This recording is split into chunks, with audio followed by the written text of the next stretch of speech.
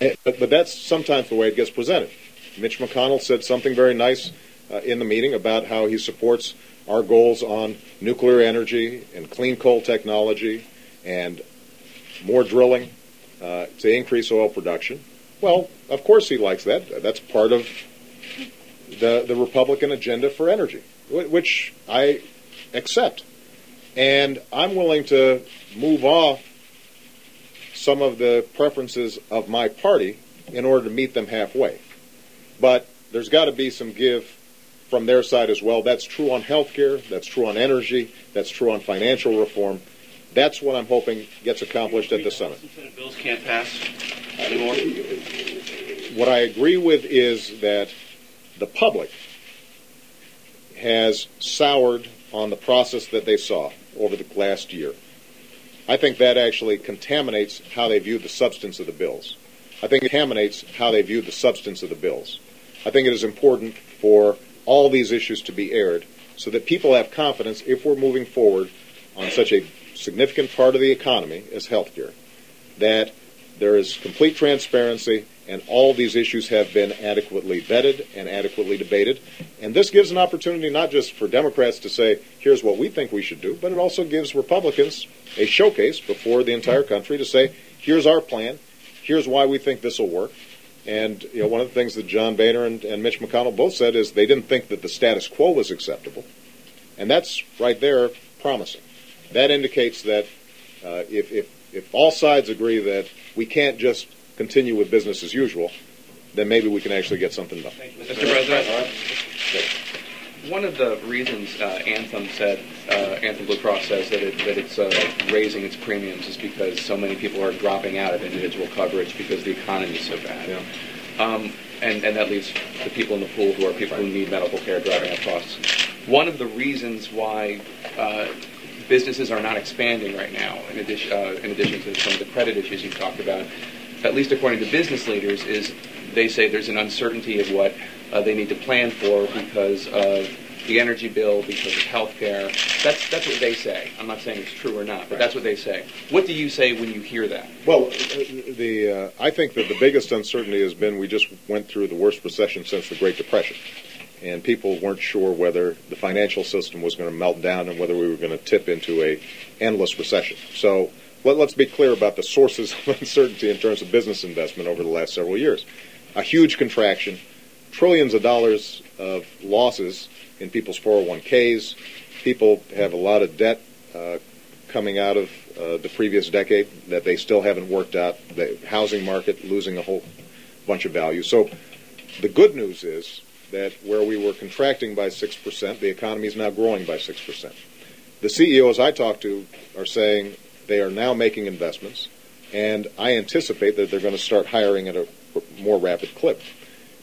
What I've also heard is them saying that we would like to feel like Washington is working and able to get some things done. There are two ways of interpreting the issue of uncertainty. One way would be to say, well, you know what, we'll just go back to what we were doing before on, let's say, in the financial markets. We won't have the regulations that we need. We won't make any changes in terms of too big to fail. That will provide certainty until the next financial crisis.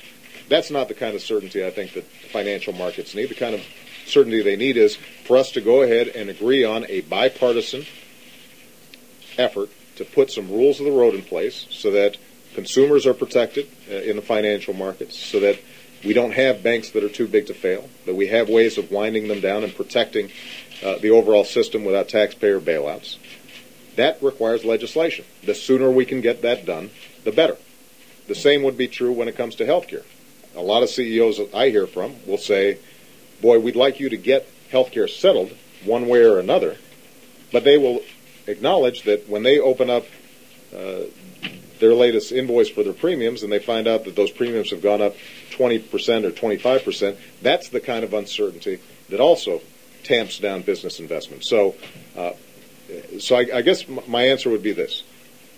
The sooner the business community has a sense that we've got our act together here in Washington and can move forward on big, serious issues in a substantive way without a lot of posturing, and partisan wrangling, I think the better off the entire country is going to be. I absolutely agree on that.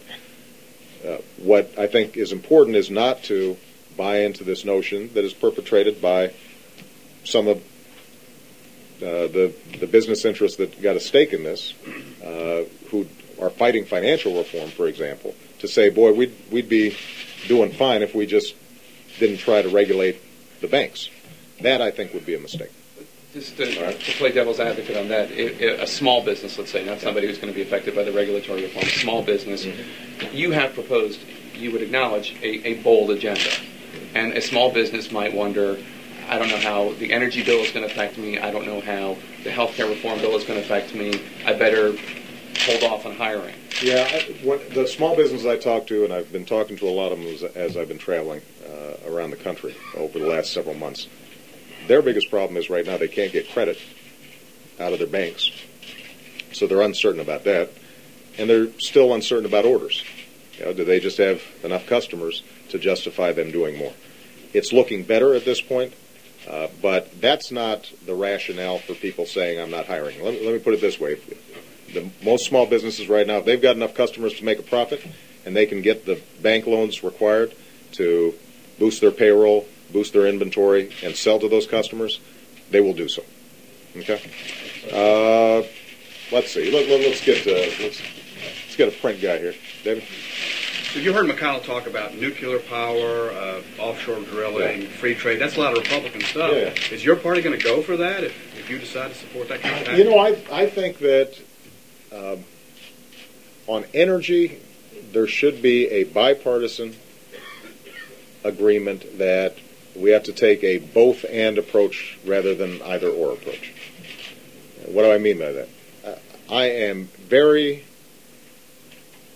firm in my conviction that the country that leads the way in clean energy, solar, wind, biodiesel, geothermal, that country is going to win the race in the 21st century global economy. So we have to move in that direction. What is also true is that given our energy needs in order to continue economic growth, produce jobs, make sure our businesses are competitive around the world, that we're going to need some of the old traditional energy sources as we're developing these new ones and ramping them up. All right, so we can't overnight convert to an all-solar or an all-wind economy. That just can't happen. We're going to have needs in these traditional sources. And so the question then is, are we going to be able to put together a package that includes safe, secure nuclear power, that includes new technologies so that we can use coal, which we have in abundance and is very cheap, but it often is adding to our greenhouse gases? Can we find sequestration technologies that clean that up? Can we identify opportunities to increase our oil and natural gas production in a way that is environmentally sustainable? And that should be part of a package with our development of clean energy. And my hope is that that my Republican friends, but also Democrats, say to themselves, let's be practical and let's do both. Let's not just do one or the other. Let's do both. Over time, I think the transition is going to be more and more clean energy, and over time, fossil fuels become less prominent in our overall energy mix. But we've got to do both. How confident are you there'll be that kind of consensus for that double-edged approach? I am just a eternal optimist, and so it's the right thing to do. And all I can do is just to keep on making the argument about what's right for the country and assume that over time, people, regardless of party, regardless of their particular political positions, are going to gravitate towards the truth. Okay? I'm going to take two more. Let's see.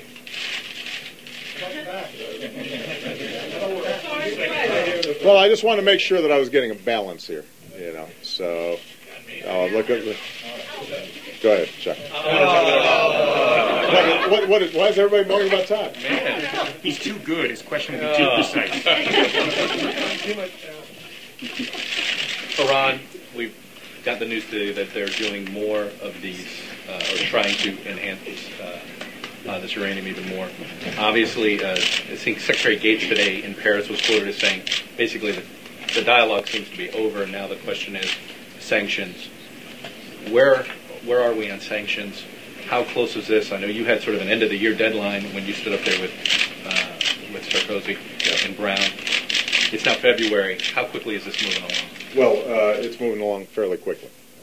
I think that